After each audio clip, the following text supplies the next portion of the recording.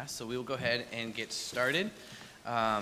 We do have quite a bit to kind of go over, so I just wanted to open up and we'll start with our ordinance for final passage if anybody had any questions. This is the one, again, that takes all the ones that we've codified before and gets them uploaded into E-code. So this is more of just a business measure, a dotting of the I's and crossing of the T's. We can look down at our ordinances for first reading. We have an ordinance appropriating the sum of $120,000 for 3 code vehicles. We've got an ordinance appropriating the sum of $5 million for the wastewater treatment plant disinfectant systems improvement project. And then we've got $350,000 anticipated for the Erie Loop Bikeway French Street project. And before we go into that one, because I'm sure there will be questions, we did receive an email last Friday, I believe, from the mayor saying that there will be a full explanation and a layout before our next meeting. So this is going to be the first reading. So before we go to vote on it for a final one, we'll see a more thorough pathway and play down. Yeah, Dr. Titus, if I could just add absolutely. that. So you'll actually have 3 votes on this French Street project. You'll have 2 readings on the allocation of the funds, and then there will also be a contract. So there will be 3 opportunities. This is the first. We did ask just for a little bit of grace from you. Because this is a morning meeting, we have another presentation from CDBG. We didn't want to overload you. So on the 15th, we will have that presentation. And as I noted in my email, at Mr. Brzezinski's request, we won't just be showing you what this French Street piece is. We are going to show you the whole comprehensive plan for bike lanes so that we can be talking about this as an entire community, hoping, to avoid any confusion or concerns, make sure we have lots and lots of time to really talk thoughtfully about this. But this piece of the puzzle is from 10th Street to 26th Street on French Street. That's what's being discussed here. But on the 15th, we'll give you the whole plan for how all of this connects throughout the city. And again, 3 opportunities to vote. So we don't want you to feel like you're voting today with no information. This is just the first of 3. Any questions on that piece? So there are a couple things that I wanted to make sure we had time for. I don't mean to keep us rushing, but there are a couple big ones that I wanted to get us to.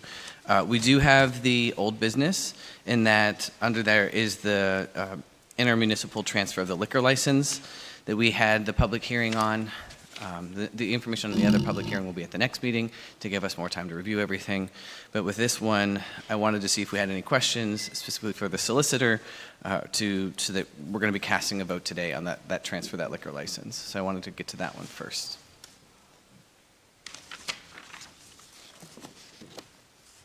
Any councilors have any questions or anything that they would like to clarify on that transfer?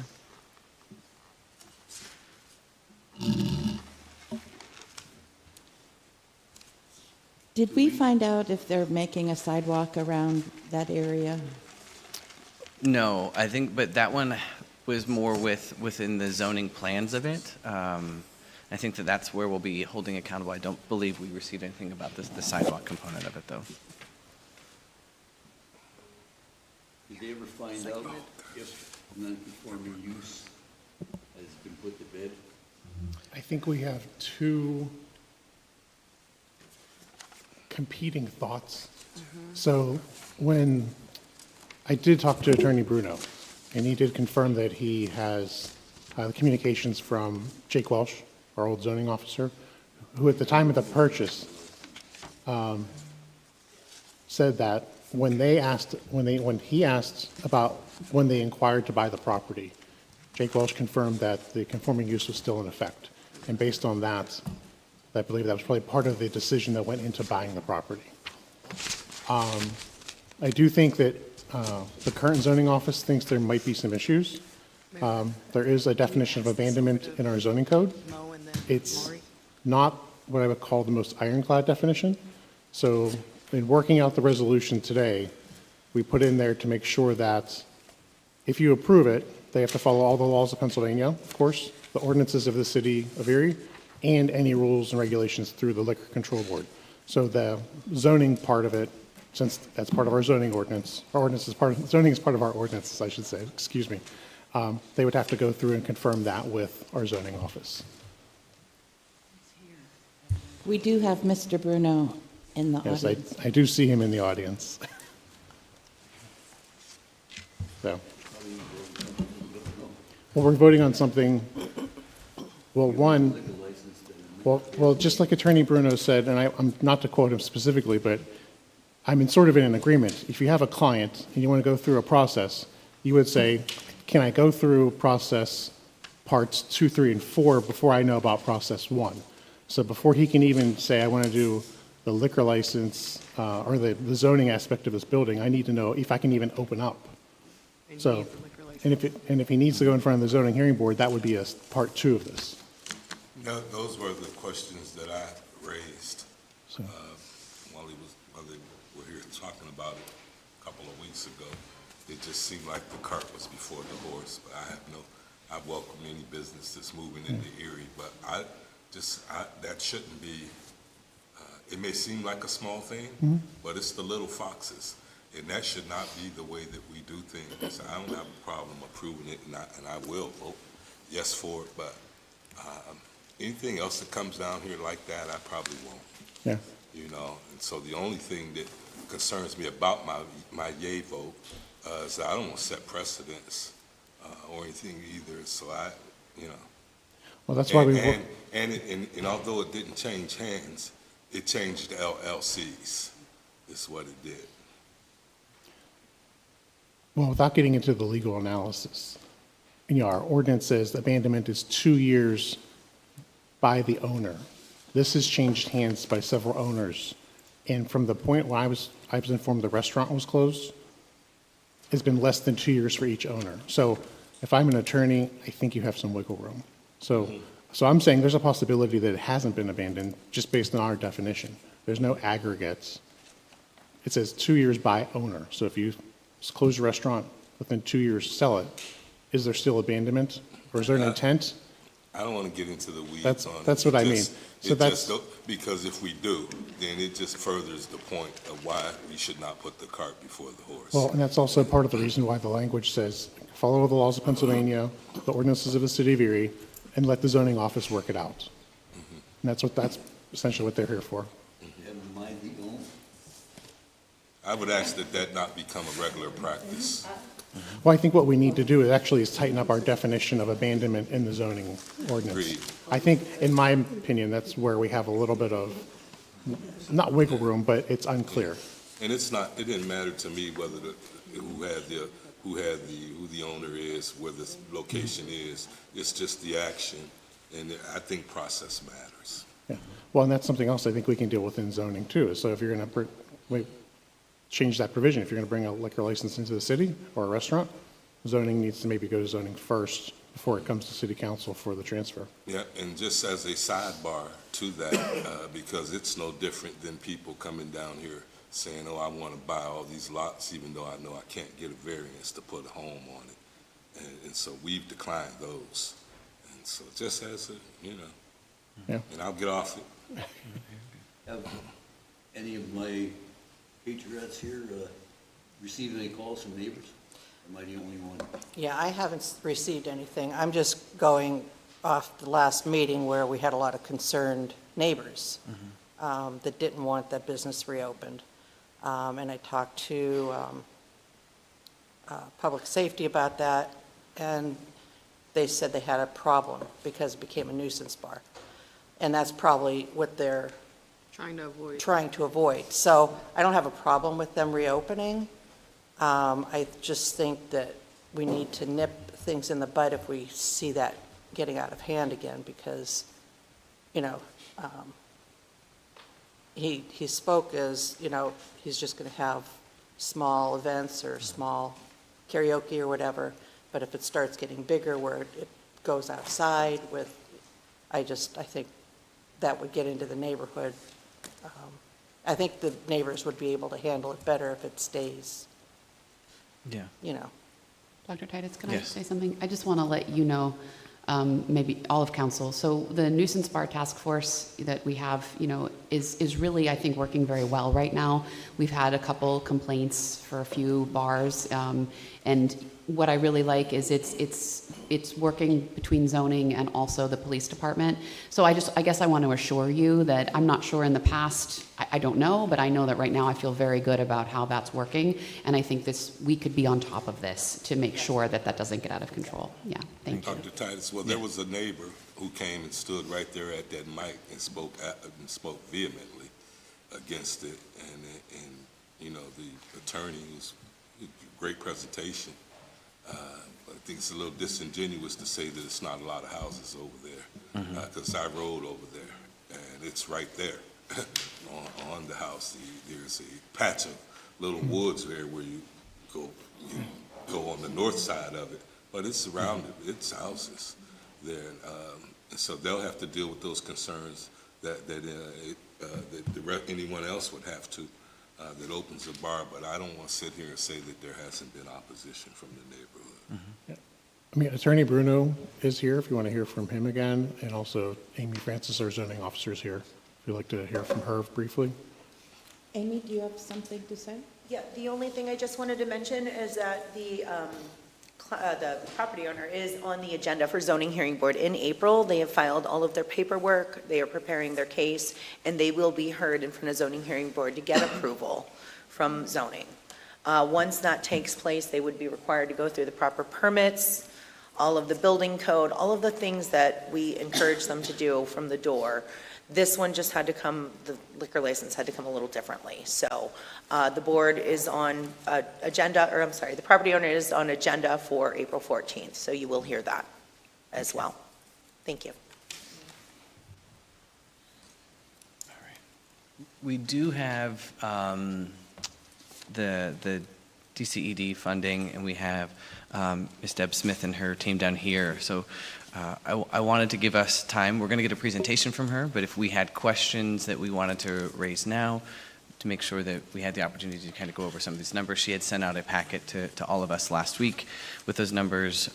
Again, knowing that we haven't received the funds, but we've put in, and we're basing this estimation on what we've received in the past. And they're allocating according to the presentations that we had, and they had gone through based on the numbers that we had received before. So this is not set in stone. It could still change, and we'll see that in the presentation. But I wanted to give counselors a time to ask any questions or follow-ups on that funding.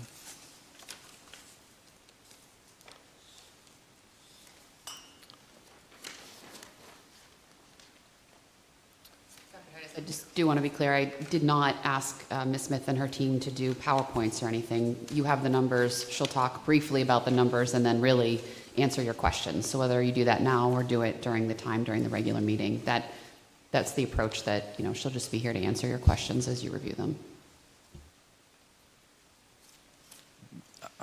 The one question I did have is I see where we had the proposals and the request, and then in 2023 there's one that's marked allocated. I just wanted to make sure I'm reading this correctly. So when we see proposed request, does that mean the numbers are some of them are shifting, but does that mean how much they were actually allocated? Deb, do you want to come up to the mic and answer that question? Thanks.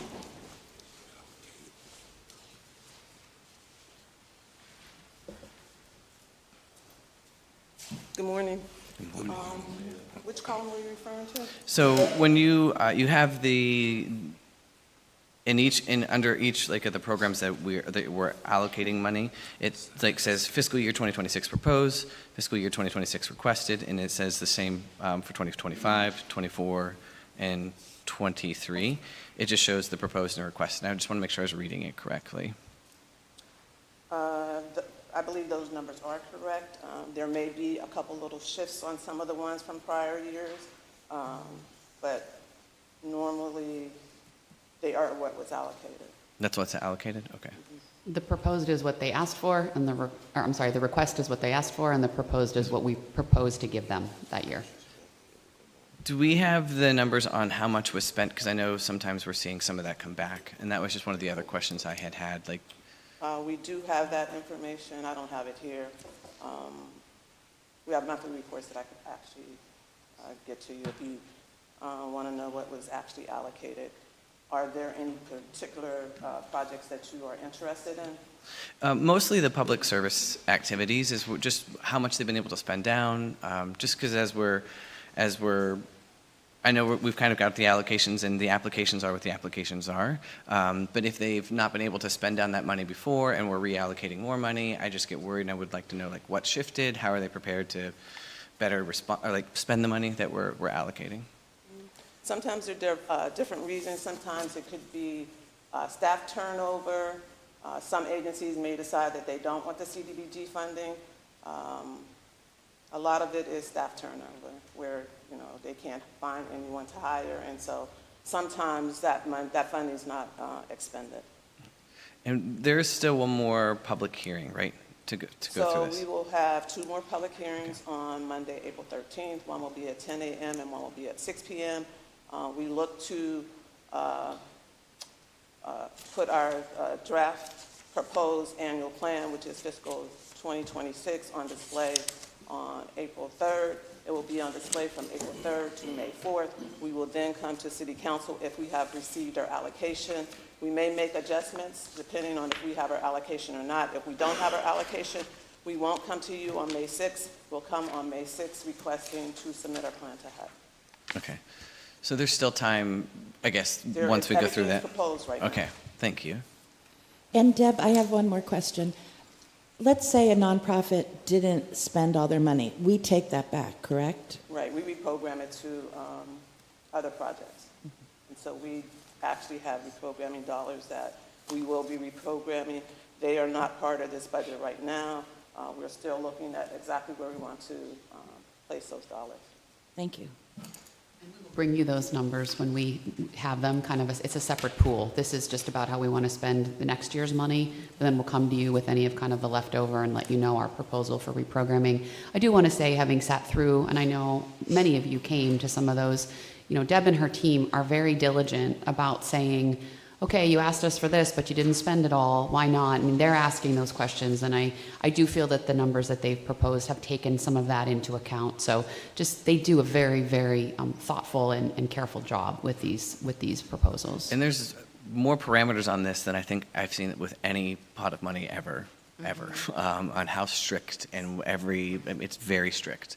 And so I know it becomes very cumbersome if one organization can't do it. How do you reallocate that in a way that the state and the federal level permits? It's more, it's not, so my questions aren't necessary, they're not directed at the office. It's more around the organizations, if they're coming in, for them to understand how tied your hands get with reallocating money that they are proposing to spend, so that to make sure that they are. And I know staff turnover and everything happens, but this really puts the city in quite a position if they're not able to spend all the money that they've been granted. And so just be mindful when organizations are coming in and asking of the city. Any other questions? I don't have any other. Does anybody else have any questions? Thank you. Thank you. Can you let the general public know why we're not voting on the other place? Yeah, so it was just with the amount of information that we still had to back collect on. The question was, and I don't know if it was heard, was why the Harbor Place is not on the agenda today. And just given the amount of public comment and information that had come in at that meeting, I wanted to give council more time to review the last project, the last plans. There was indication that there were stipulations that were placed on the waterfront conditions with the last project. And so I wanted to make sure we were able to present that all to council, so council could look to see what was promised last time versus maybe what's being promised this time, and make any stipulations that we would want to on the application, just to give council so they didn't feel so rushed. And it will be on the next agenda, though. Ed and I are not going to be present on the April 15th meeting, just to let you all know that. Yeah, so if there is anything that you both would like to add, I'd be more than happy to make sure that your views are represented at that meeting. I'm flying out at Breeze, and I'll be in the air at the meeting. It's my granddaughter's 16th birthday, and my daughter's engagement party. Yeah, so we'll definitely meet before. That way I can make sure that, and we can even give it to the solicitor too, so that way he can get any of the questions asked that you might have. The same for you, Mr. Brzezinski. Any other questions or things that we want to go over on today's agenda before we go into the public meeting? It's not on the paper that we have, but who takes care of the property that is that little tiny parking lot after the senior residence there? Larry and I did a walk yesterday, and there's so much trash in the, it's a little tiny public parking Where's that at? area by the creek, by Frontier, right after that senior residence on the bayfront. And yeah. there's so much trash that one of the parking spaces could not be pulled in because there was trash there. It needs a definitely pickup. I don't know if it's Port Authority or Erie City.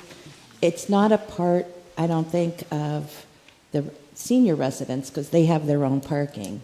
But it's sort of like a public, I've always parked there for different things. I just said to the solicitor, I think that's Port Authority property, but I don't know that. I'm not trying to pass the buck. So we will, East side of the property? It's going towards Frontier on the west side of the property. from the west side of the residence property. Yeah. And like where the people who have that gated, it's near that gated I know community. what the gate is, I'm saying, is it east or west of the gate? It's Community. west. 'Cause I can't vision. There's only like 6 parking spots Yeah. there. If it's by the parking spots, Is that like I right don't know who before you plows go- that. It's right before the bridge. It's like between the Yeah, part, right between before the the senior bridge. center and the bridge there. Right. There's, and I don't know. Again, I don't want to pass the buck. We'll talk to the Port Authority and find out if it's ours or theirs and make sure somebody gets over there. For the good of the order, I was here yesterday, and when a resident stopped me, we were talking. He lives on 24th, 25th and French, and there's a mud hole or a dust hole or whatever. And he's asking if that could be cleaned up or at least fenced, so that, he says, I can't keep anything, my windows, I can't keep my windows clean because the wind comes across with the dust and the dirt. And the guy's, he's a vet, solid individual, I mean, he's not making it up. We drive by it every day going home. Okay. We'll talk to Public Works, Yeah, it's on the east side of East the, side. or west side of the street. west side. Okay. 25th and French. Okay. And I don't know what happened last night. It's trash day on the lower part of Parade area, but like from, I don't know if it's 8th or 7th, there's like 2 blocks where something happened. It looks like someone toilet papered 2 blocks of the street. I don't know what it was because I didn't want to stop and see what it was because I was in the other lane of traffic. But it needs like a street sweeper or something. Something happened. It's like an explosion of white something or other. On Parade? On Parade, like from 7th to 6th or 8th to 6th. There is one thing I wanted to bring up, just to make sure that council was aware, and I apologize. Under contracts, item number 3, we have the Build Better Fields.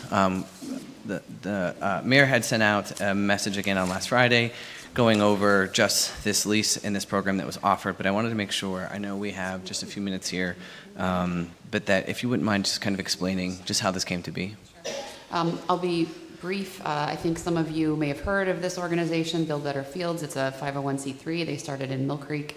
Their intent is to try to bring baseball fields essentially back up to good condition. They're very, very passionate about youth baseball. So they started in Mill Creek. They work to deal with the Mill Creek School District owns most of their fields, not the township. So they had a lease with Mill Creek School District on the fields behind J.S. Wilson. The way the lease worked, essentially, that the school district leased the baseball field to this organization for like $1, and then in return, the organization Build Better Fields put in a significant amount of investment. They raised private dollars. As a 501c3, they can do that. So they did fundraising and then upgraded the fields, really great condition, and then they were able to kind of sublease them to any organization that wanted to use them. So they kind of took over control of the scheduling of the field, although Mill Creek School District had right of first refusal. So the school district always had first right to schedule, and then after that, the organization.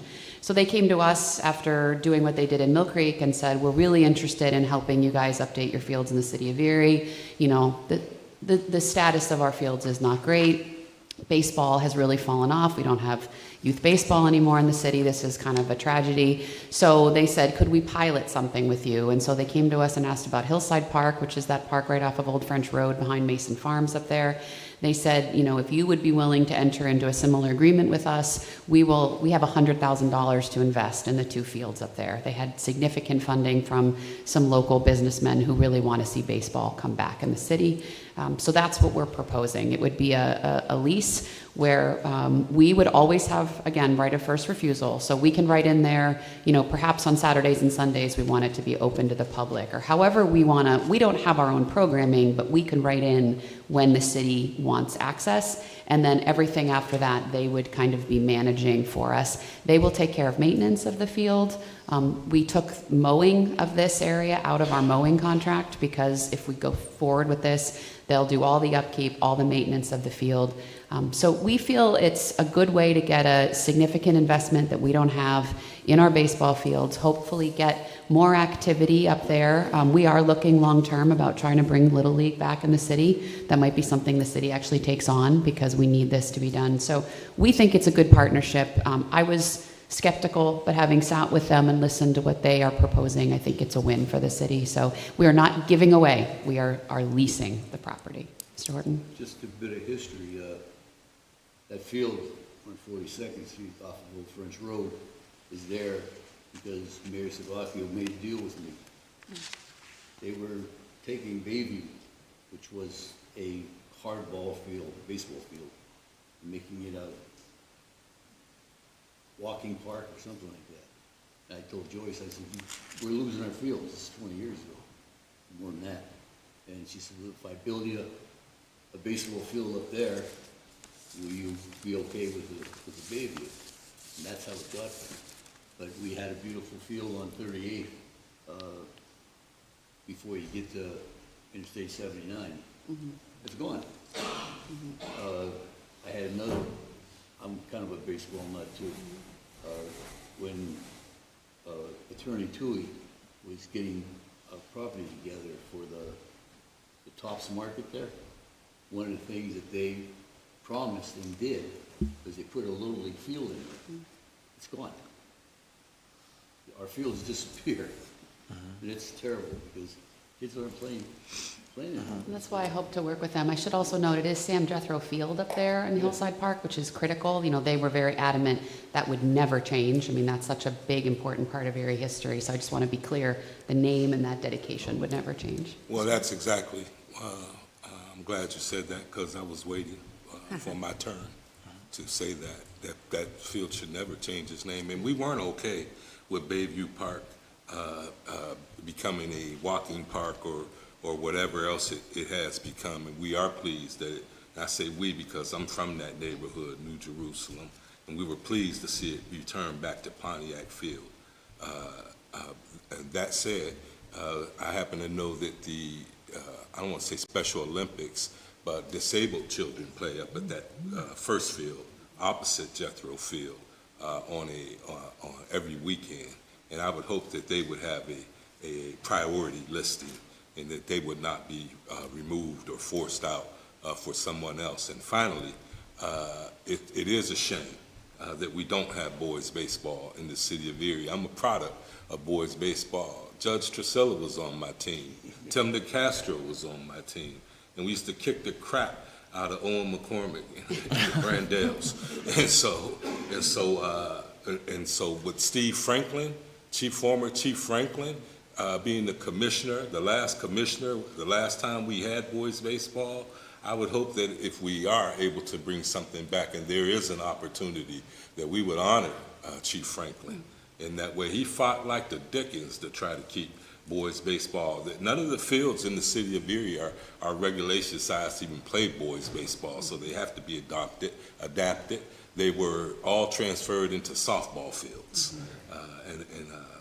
And so the shame of it is not a lot of black and brown people play boys baseball. And it's not just in the city of Erie, it's not just an indigenous problem to Erie, but in inner cities across America, we don't. And so I would be, man, I'd work my you-know-what off to see that comes through. And there is a very prominent person, and I won't give his name, because over the last 2 or 3 years, I will reach back out to him, who has a really, really big interest in bringing boys baseball back. So, thank you. I do want to note the specially abled team that plays up there, that was discussed in these negotiations. Everyone was in full agreement. Those permits will stay, their schedule will stay. That was absolutely a priority for everyone.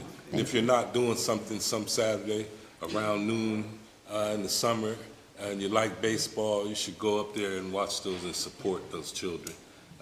It's one of the best, it's one of the most rewarding things I get to do. Nobody's up there asking you about a grant. Nobody's asking you about telling you the garbage ain't get picked up. They're just up there supporting our children. Thank you. I get those questions at school every day. I get them at church. I have to tell them, hey, I have to say, hey, I'm an assistant principal right now, though. I'm not wearing that hat right now. It is 9:02, so I do want to give us time to get set up and get our meeting started. So if we'll just take a quick break, slide the tables back, and we'll get our meeting under wraps. Yeah.